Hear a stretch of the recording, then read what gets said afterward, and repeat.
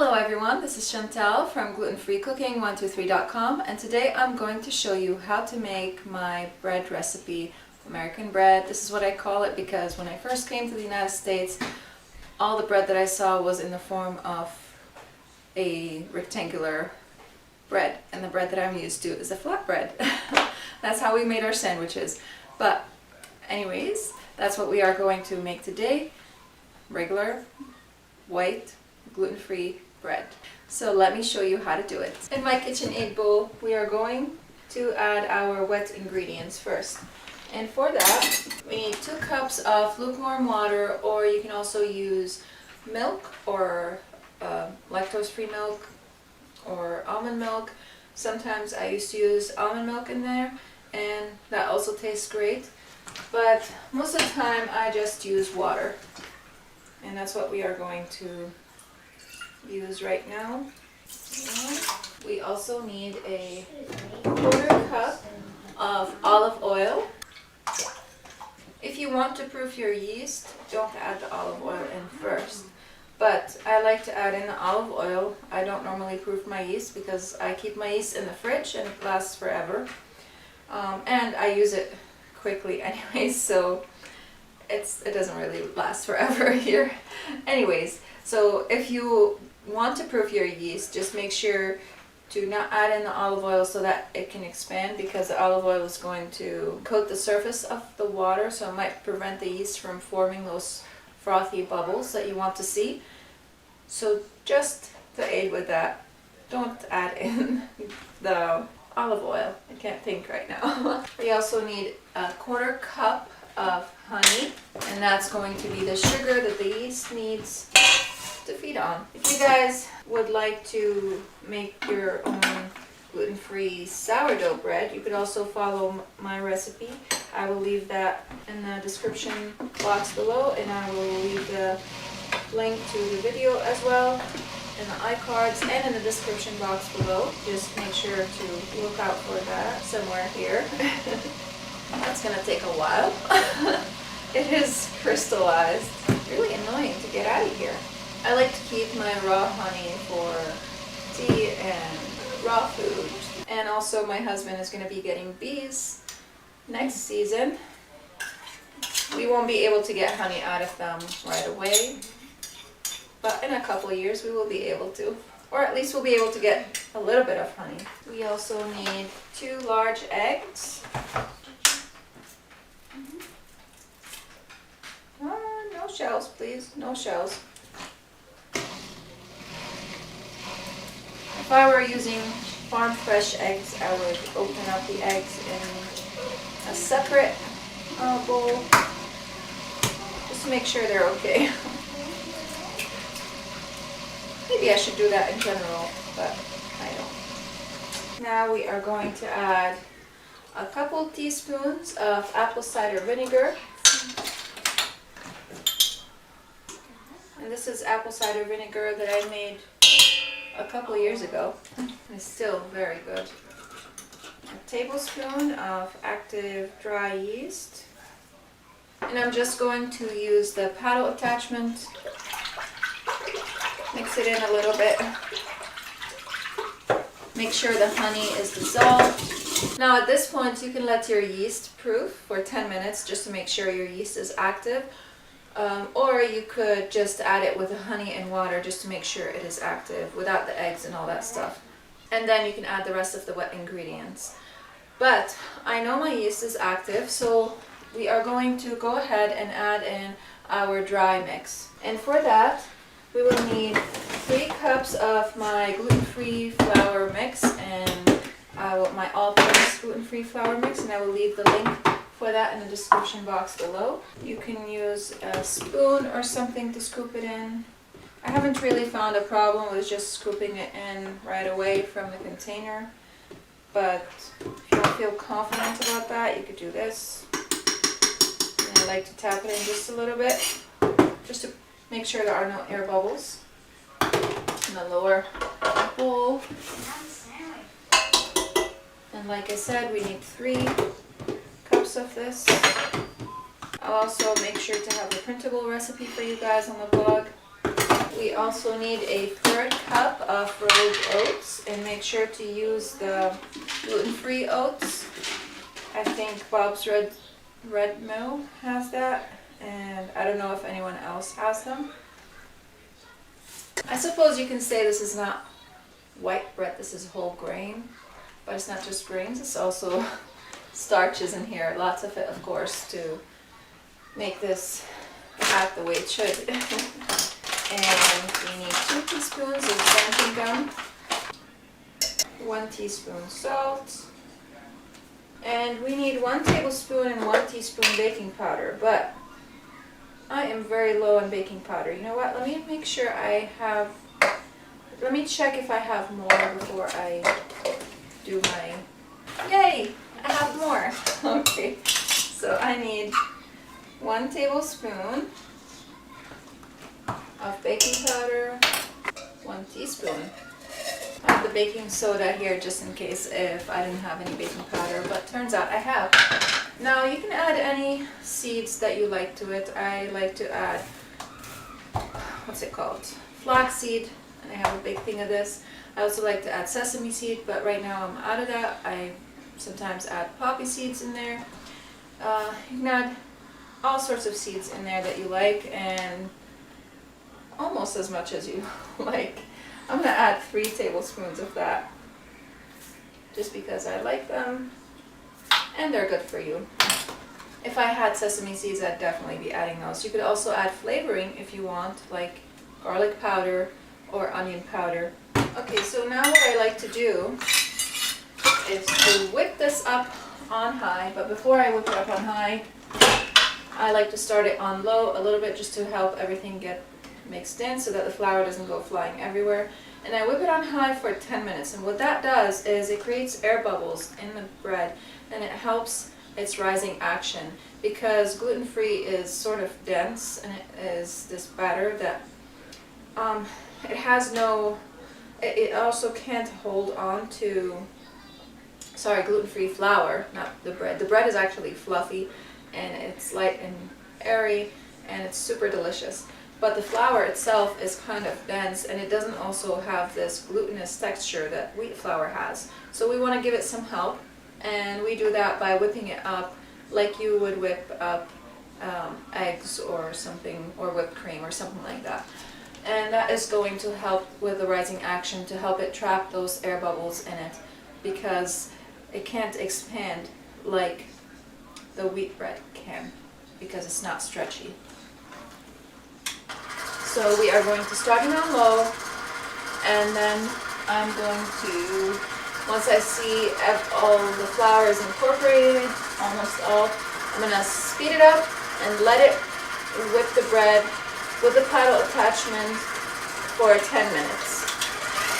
So the next step is you can either use a bread machine or you can use just a regular loaf pan and bake that in the oven, and I have the instructions on how to do that on my blog, and I will be leaving the recipe link for you guys so that you can check it if you don't have a bread machine, or if you don't want to use a bread machine. I like to use the bread machine. It's easy, it's simple, and the bread comes out really good with it.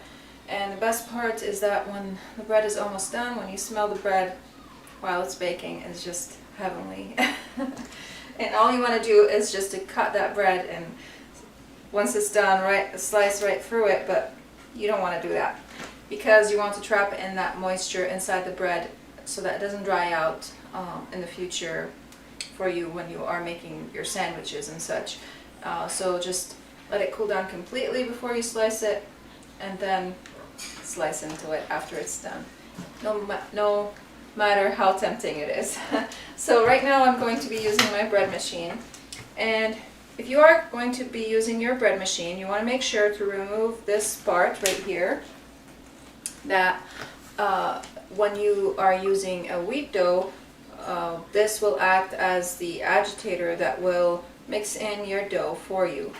And we don't want it to mix the dough for us, because if it does, it's going to deflate the dough, because for normal wheat bread you want to let it rise, and then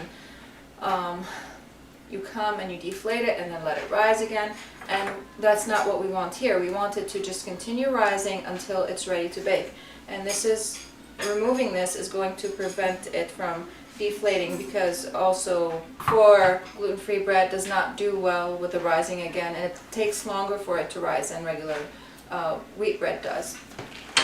So now I do notice though, when I look at it, I do notice that this the part that this attaches to does deflate the dough a little bit, but not that dramatically. It's just only like half an inch lower than it would have been, but that's okay. It's still fluffy, it's still full of air bubbles, and it's still delicious, and it still makes great sandwiches as well. And what I do like to do with this bread when I do want to make a sandwich is to toast it first really well, toast the slice really well before I make a sandwich with it, and this helps it to hold its form better so that my sandwich doesn't fall apart, because when moisture touches it, it tends to break apart. And to prevent that from happening, and so that you can enjoy your sandwich really well and really good, and also it will add to the flavor when it's toasted. It tastes even better. You can just simply toast it and enjoy your sandwich that way. Okay, so now I'm going to add in the batter in here. And if your bread machine pan needs oiling, you can go ahead and oil it. Mine does not need that. It's non-stick. While I do love sourdough bread and it tastes really great, this is one of those breads that I like to make because it's super quick and easy, and it's also delicious. So when I don't have the time to make sourdough bread, this is the bread that I make. And try not to deflate the bubbles while you're putting it in the bread pan, because you don't want to ruin all the work that you just did by adding in those air bubbles. Okay, and I'm going to smooth out the top of the bread. So the bread is here, and I have my bread machine right here. This is an old bread machine, and you want to follow the instructions on your bread machine. On my bread machine, there's a small, a medium, and a large loaf and rapid bake. There's also, it does French bread, sweet bread, it does doughs and cakes and all that stuff, and jams and jelly and whole wheat and all that jam. What I do is I just put it on the basic white setting on the large 2.5 pound bread, and that seems to be the perfect setting for it. You want to see what works best for you on your bread machine, because every machine is different, and I don't know what your machine is like. So make sure it's inserted in properly. Close it. Hook it to the power. And I'm going to select the number 3 because that's the large setting for basic white bread on this machine, and I'm going to hit start, and you're going to hear it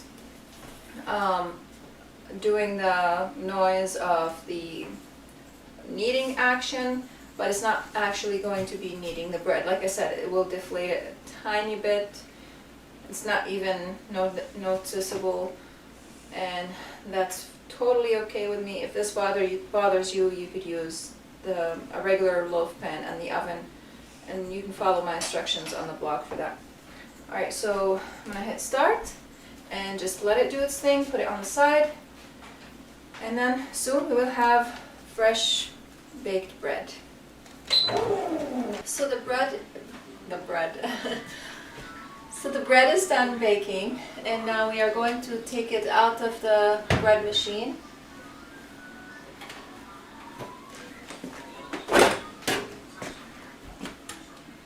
Actually, I need something to put it on, and I like to put it on a cutting board to cool.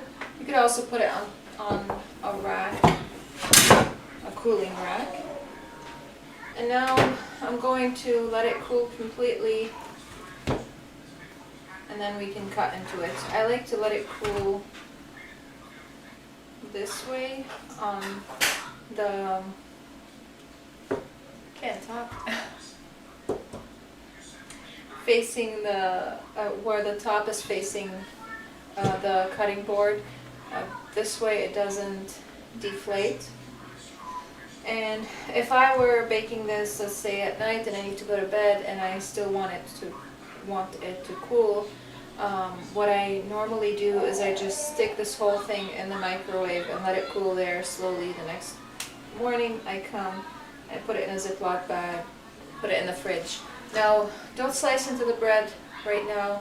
Like I said before, you want to let it cool down completely before you slice into it. Otherwise, because you want to trap that moisture in the bread, otherwise if you slice into it now, the texture of the bread is going to change and the bread might become super crumbly afterwards.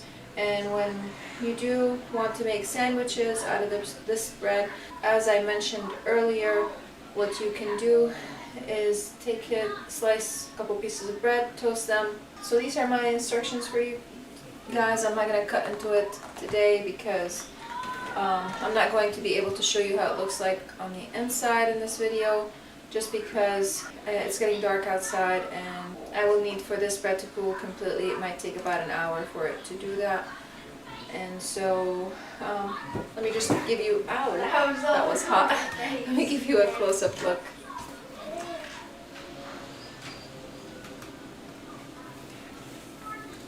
Oh, also, because it came out of the bread machine, there's like this little hole right here, which really doesn't affect the bread at all.